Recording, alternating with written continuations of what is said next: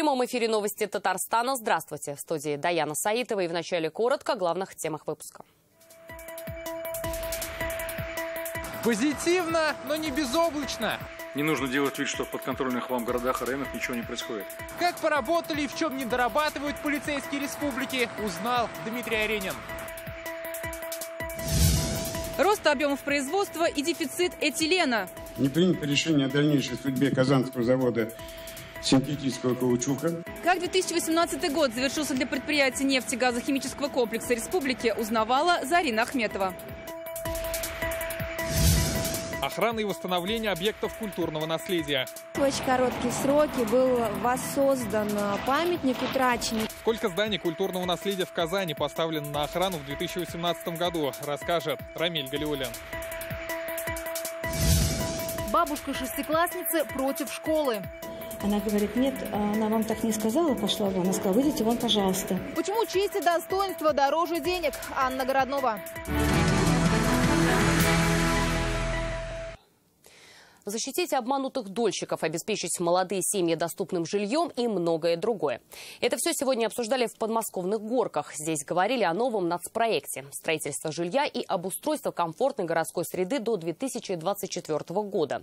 Участие в заседании Президиума Совета по стратегическому развитию принял Рустам Минниханов. Тему продолжит Дина Газалиева. Начало года и буквально каждое совещание сейчас посвящено теме реализации национальных проектов. Строительную отрасль в этом году ждут большие изменения. Об этом заявил Дмитрий Медведев, открывая заседание Президиума Совета по стратегическому развитию. Вопросы жилья и городской среды, за которые ответственный Минстрой России и президент Татарстана Рустам Минниханов, сегодня главная тема в Горках. Но начал Дмитрий Медведев с того, что объявил: им подписаны новые документы о поддержке здравоохранения, спортивной сферы, цифрового направления, а также образования. Сейчас будут предприниматься меры для ликвидации третьей смены обучения детей в школах. Выделены средства на создание новых мест в детских садах. А для развития физкультуры на 5 миллиардов рублей будет закупаться новое оборудование. На 7 миллиардов создаваться новая спортивная инфраструктура. Все это в рамках национальных проектов, призванных улучшить условия проживания миллионов россиян. Продолжил премьер-министр уже о стройке. Отрасль ожидают довольно серьезные изменения. Напомню, с середины года она перейдет на новую схему финансирования, то есть проектную схему.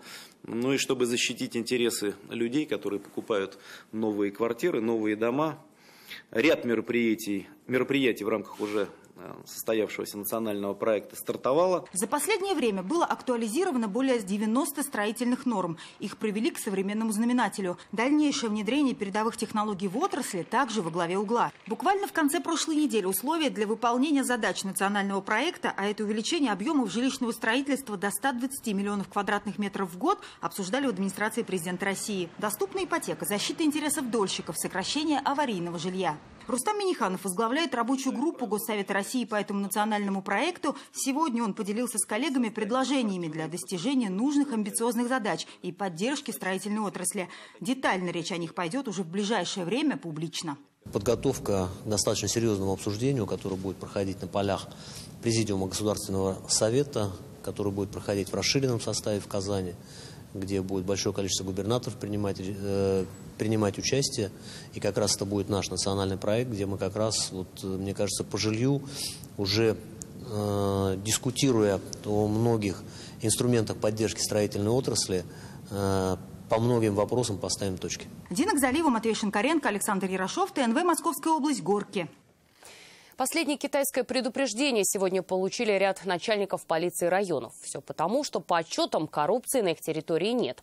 Работу полиции Татарстана оценивали на итоговой коллегии МВД. Главные тенденции – республика остается одним из самых безопасных регионов страны. При этом по ряду направлений нужно серьезно усилить работу. По каким? Дмитрий Аренин. 2 месяца трудились в круглосуточном режиме. Работа была большая, задача была ответственная, но с ней успешно справились. Сегодня полицейских Татарстана еще раз поблагодарили за то, что они сделали прошлым летом. Обеспечили безопасность чемпионата мира по футболу. Вообще Татарстан уже более 10 лет остается одним из самых спокойных регионов страны. Должен отметить, что наиболее важным остается обеспечение безопасности граждан и общественного порядка. Для этого, в первую очередь, конечно, нужно взаимодействовать с коллегами из силовых структур. В минувшем году в Татарстане зарегистрировали без малого 44 тысячи преступлений. Более 24 тысяч или 58% раскрыли. Как доложили, число преступлений снижается, раскрываемость растет. При этом Артем Хохорин указал, ряду подразделений нужно серьезно усилить работу. Так на местах пассивен наркоконтроль. На таком серьезнейшем направлении рассчитывать на возможность только одного аппарата министерства. Территориальные подразделения вашего прессинга пока не ощущают. Заставьте их работать, если надо, обучайте. Еще в ряде районов перестали ловить коррупционеров. В отделах по Алексеевскому, Актанышскому, Альтеевскому, Мензелинскому, Новошишминскому, Спасскому и Тетюшскому районах, где так и не задокументировано ни одной взятки за год, а по докладу управления БЭП по работе нет ни одного перспективного материала. Коллеги, напомню еще раз о персональной ответственности за это направление. Не нужно делать вид, что в подконтрольных вам городах и районах ничего не происходит. Начальник Муслимовского отдела уже лишился в ноябре должности за многолетнее бездействие. Кабельский получил последнее китайское предупреждение. Как добавил представитель руководства МВД страны, нужно сделать упор на серьезные экономические преступления, а также пресекать все попытки экстремистов поднять голову. Тех материалов, которые западное разведывательное сообщество подготовило, в них прописано в качестве одного из регионов будущего гражданского и военного конфликта – это Поволжье. На этом фоне сохраняющаяся все-таки угроза экстремизма и терроризма, она может рассматриваться и через иные призмы. В свою очередь, федеральному руководителю посоветовали перестать сокращать численность полицейских. Игорь Николаевич об этом сказал. Но хватит заниматься оптимизацией правоохранительных органов по численности. Уходят люди достаточно подготовленные, взамен надо готовить новых людей, теряем время, профессионализм частично страдает. По части масштабных мероприятий нынешний год для полиции республики также будет насыщенным. Необходимо обеспечить безопасность чемпионата России, а затем и чемпионата мира по WorldSkills, а также выборов в Государственный совет республики. Дмитрий Айридин, Марат Зайдуллин, ТНВ, Казань. Красиво снаружи, страшно внутри. В Казани наряду с фасадами начинают реставрировать и внутренние интерьеры исторических памятников. Это касается тех, что были в работе перед универсиадой. В этом году под охрану государства попали еще 10 объектов. Их перечислит Рамиль Галиуллин. Был один в один воссоздан даже вот этот вот деревянный красивый балкон. Дом Бекмухаметова – здание с более чем вековой историей. Его практически с нуля удалось создать меньше, чем за год. Фасад в точности повторяет исторический, восстановлен по фотографиям. Один в один воссозданная по архивным документам усадьба 19 века. То есть есть еще фотографии где-то 2005 года, если в интернет зайти. Другой, более масштабный пример воссоздания – собор Казанской иконы Божией Матери. Работы здесь начались в 2016 году. Историческое здание воссоздается по указу Рустама Минниханова. Скоро храм предстанет в первозданном виде. Сейчас практически восстановлена верхняя часть собора. На территории монастыря проводятся научно-археологические работы. Расселены жители 24 квартир церковно-приходской школы, а также освобождены территории 13 гаражей. Завершить строительство и сдать объект планируется в следующем году.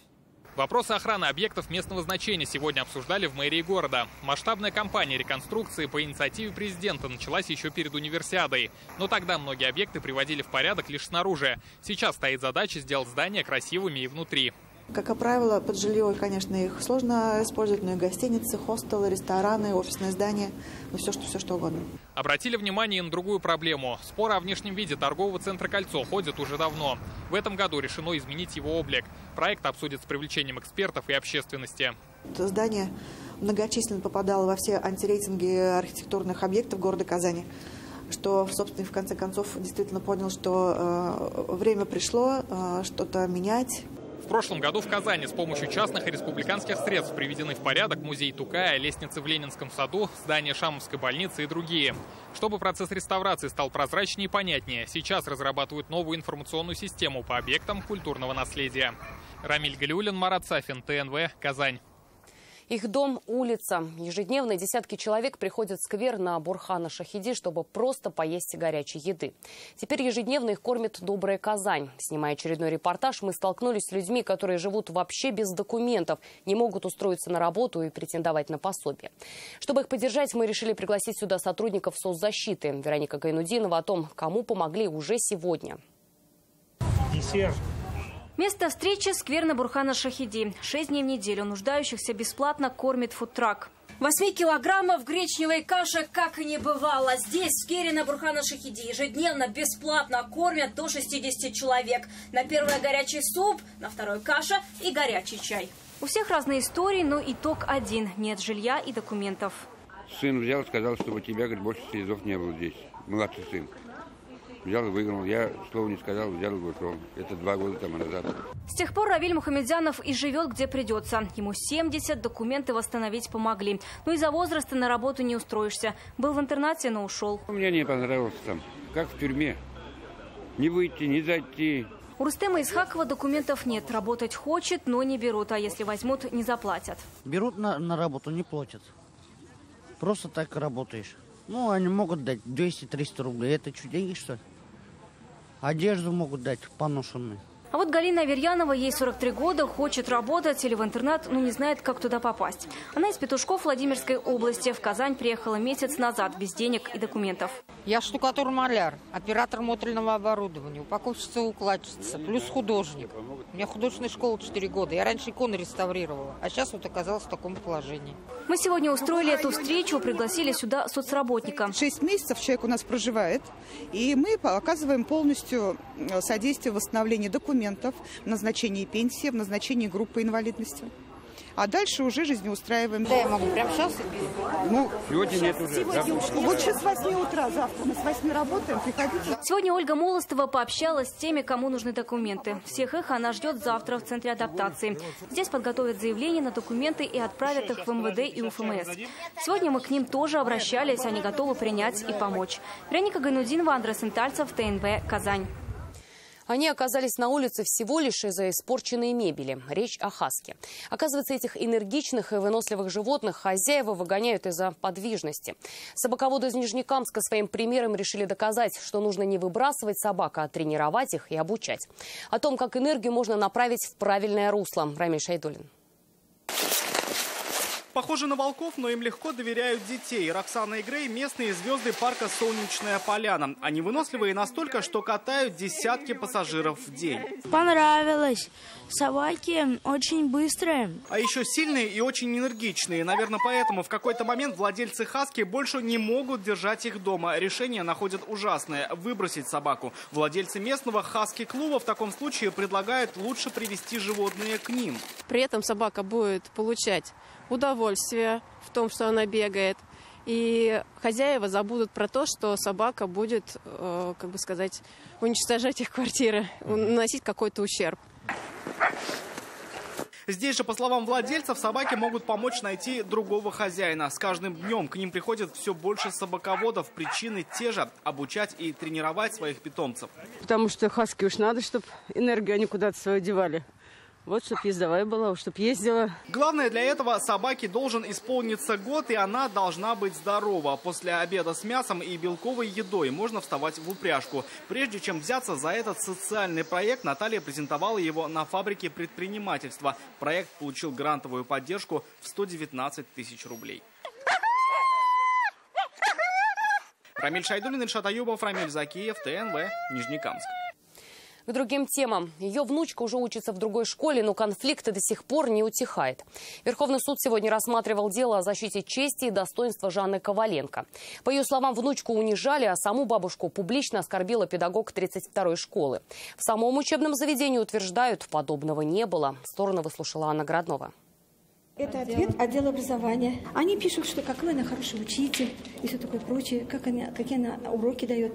А я пишу, что меня интересует нравственная сторона. Жанна Коваленко – учитель с 30-летним стажем. Теперь сама судится с педагогом. В 32-й Казанской школе учились внуки. Женщина – их опекун. Проблемы возникли с классным руководителем девочки, говорит она. По словам Коваленко, внучку обижали, а учитель не реагировал. Когда в конце года бабушка и библиотекарь пришли занести книги, разгорелся другой конфликт.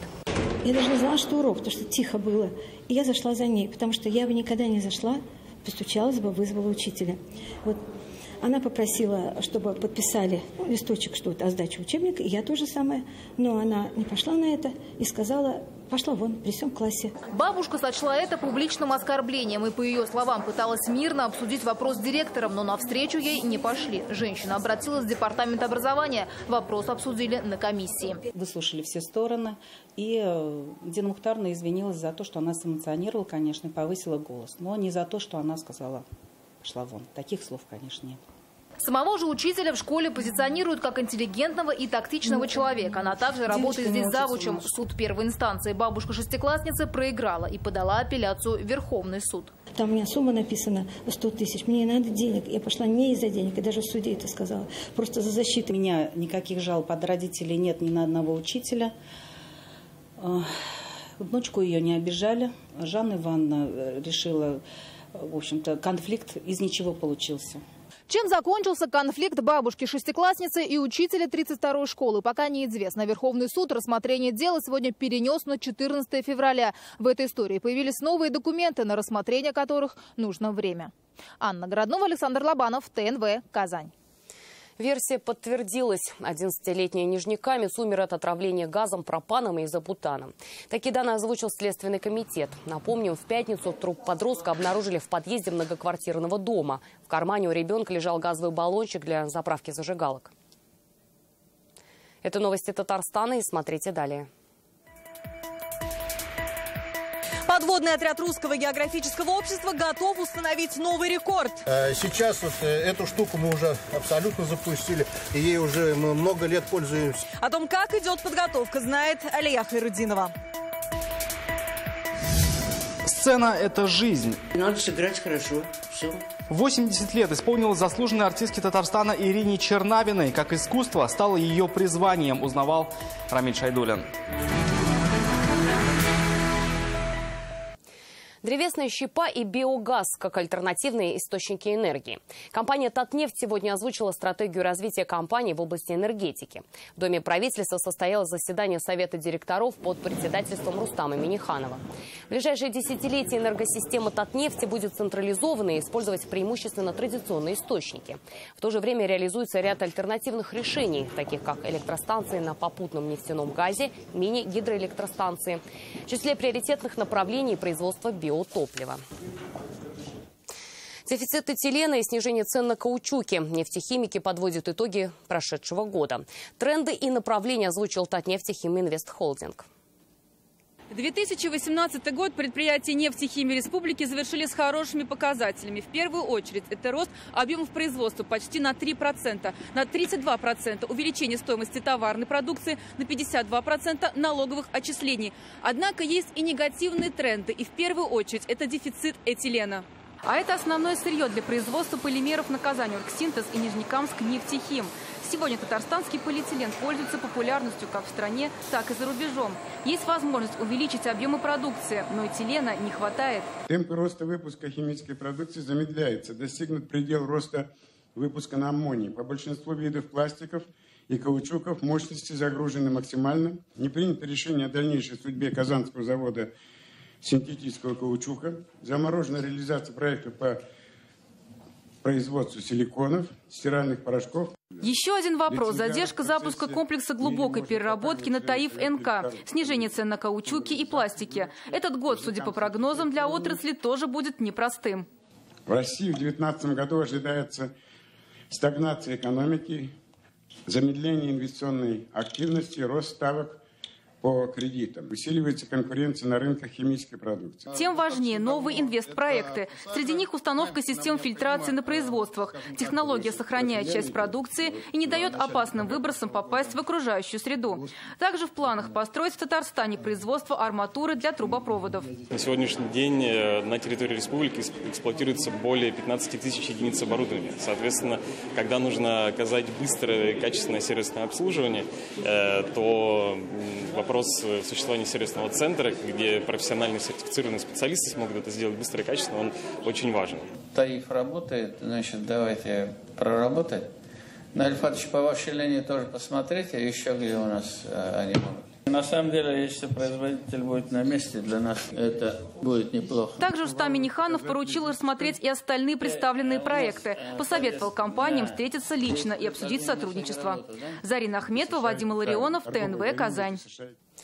Более 117 миллиардов рублей удалось привлечь в экономику республики в прошлом году. Об этом сегодня Фарид Мухаммедшин говорил с депутатами Госдумы от Татарстана. Полученные средства направят на модернизацию инфраструктуры, развитие экономики и социальной сферы. Председатель Госсовета назвал модель взаимодействия татарстанских депутатов с отраслевыми министерствами и ведомствами действенной. Так, в 2018-м республика была представлена в 25 государственных и 9 федеральных целевых программах. В целом прогнозы, которые мы перед собой ставили, задачи перед собой перед всеми нами ставил президент нашей республики Рустам Нургалиевич Минниханов, перевыполнены через бюджет, прошло нашими усилиями, сидящими здесь представителями, 43 миллиарда рублей. Казанский след в истории разведки Москвы и Лондона. Книгу «Разведка. Нелегалы наоборот» сегодня презентовал один из ее авторов Сергей Брилев. По его предположению, в годы Второй мировой войны в Казани шла подготовка советских разведчиков. Как один билет может открыть новую страницу в истории. Салават Мухаммадуллин. В немецкой форме в окружении как бы немцев. Ну, то есть это готовили такие фейковые фотографии для того, чтобы в бумажнике лежали фотографии с родными и близкими. То ли в Куйбышеве, или в Архангельске, то ли в Казани, что вероятнее всего. Это фотография разведчика Коминтерна времен Второй мировой Леопольда Мраца. На его же имя билет на самолет Казань-Астрахань. Именно Мрацу и его коллеге Леше Люфранцу посвящена книга «Разведка. Нелегалы наоборот». Есть очень четко видно по командировочным удостоверениям Казань. Казань, Казань. И это явно не место пересадки. Это явно место, где проводили по 2-3 недели. Следует, что, скорее всего, в Поволжье они занимались радиоделом, парашютными прыжками и стрельбой. Книга о подготовке разведчиков к выброске в сердце Третьего рейха написана вместе с британским историком Бернардом О'Коннором. На страницах рассекречены материалы Второй мировой. И, по мнению Сергея Брилева, казанские специалисты и краеведы могут дополнить эту историю. Здесь была показана фотография на фоне зданий. У нас есть краеведы. Да, они с точностью скажут, Казань это или нет. Что и где именно в Казани делали разведчики Коминтерна? Пока это завеса тайны. Помогать ее открывать сегодня вызвались в Казанском университете. В ответ Сергей Брилев пообещал помочь узнать детали поездки татарского писателя Гаяза Исхаки в Лондон во время Второй мировой войны. Салават Мухаммадуллин, Вадим Илларионов, ТНВ, Казань. Что наша жизнь – игра. 80 лет исполнилось заслуженной артистке Татарстана Ирине Чернавиной. Известная актриса, педагог, больше полувека служит своему родному Качаловскому театру. Острохарактерная и темпераментная, говорят здесь о ней. Добрая и мудрая, добавляют ученики. Какая же она? Легенда Качаловского. 90 не возраст. А уж 80 так и вовсе новый расцвет театральной карьеры. Свой юбилей Ирина Чернавина встречает на сцене. Сегодня она в образе артистки хора Нины Андреевны. Персонажа, как отмечает актриса, близкого ей по темпераменту, но далекого по отношению к жизни. Там очень печальные слова есть. Там на том свете, когда я умру, все мои кошки будут со мной. Этот образ совсем не похож на Ирину Чернавину в жизни. Только в семье знают, какой она бывает. Может и пожурить, и подшутить. Актрисы не сразу выходят у плиты из образа.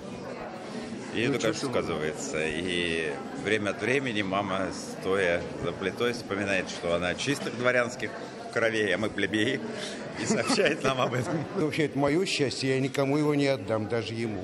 Ее гримерка усыпана цветами. Поздравить Ирину Чернавину идут поклонники, друзья, коллеги и ученики. Шутка ли увидеть со сцены живую легенду?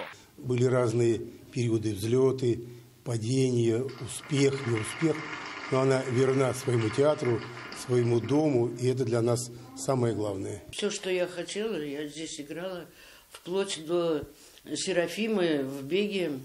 Это мечта любой актрисы вообще-то. В ее репертуаре героини Островского, Горького, Тургенева. Острохарактерная, темпераментная актриса, как о ней говорят в театре. Добрая, человек широкой души и размаха. Восхищаются ученики. Становление меня как профессионала, я думаю, что это целиком полностью заслуга моих мастеров. Это Ирина Игоревна Чернавиной и Геннадия Николаевича Прудкова. Показывают нам пример, что нужно читать, как нужно относиться к людям.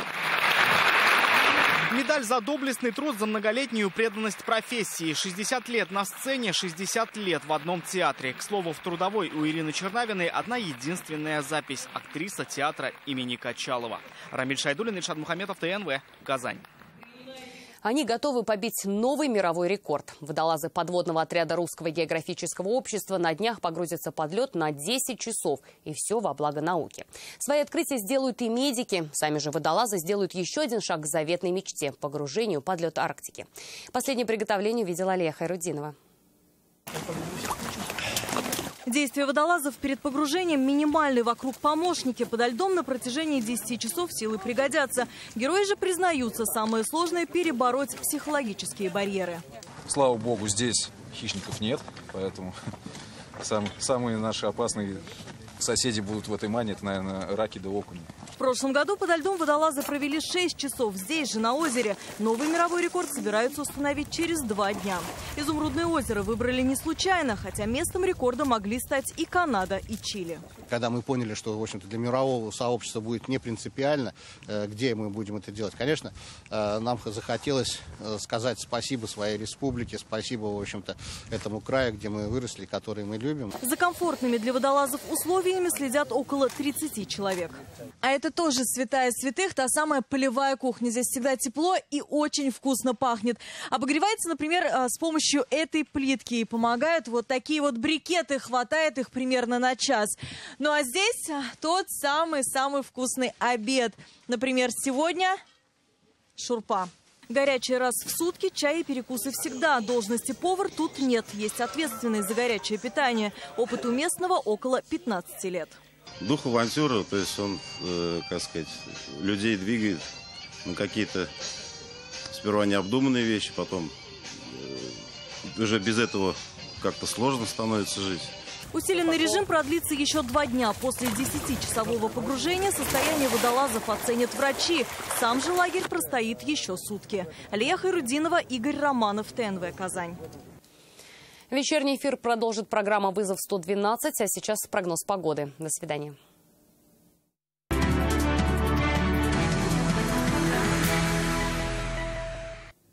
Добрый вечер. Время новостей «Спорт» на ТНВ. В студии Алмаз Гафиятов. Татарстанский лыжник Андрей Ларьков завоевал серебро Кубка мира по лыжным гонкам. Наш спортсмен выступал в составе первой команды России. Ларьков принимал участие в гонке вместе с Александром Большуновым, Андреем Мельниченко и Сергеем Устюговым. И завоевал серебро в эстафете 4 по 7,5 километров. На первой строчке еще один коллектив нашей страны. Белов, Бессмертных, Спецов и Артем Мальцев преодолели дистанцию за 1 час 17 минут и 53 секунды. Таким образом, от второй команды они отстали на 21 секунду. Третий результат показали норвежцы.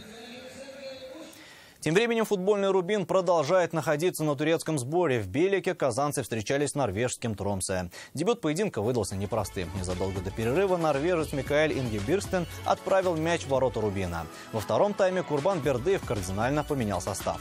Вернувшийся в ряды команды после болезни Дмитрий Полось мог забить дважды. Но оба раза ему не повезло. В итоге победителем матча со счетом 1-0 стал Тромсе.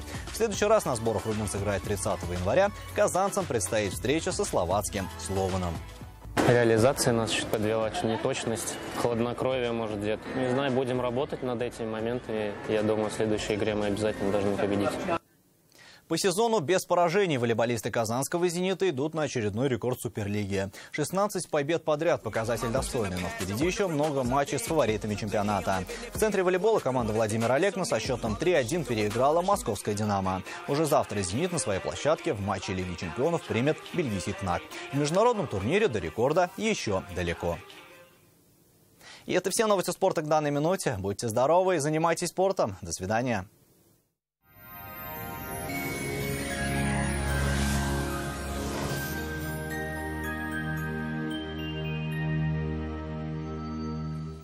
Здравствуйте! Поговорим о погоде после небольшой информации.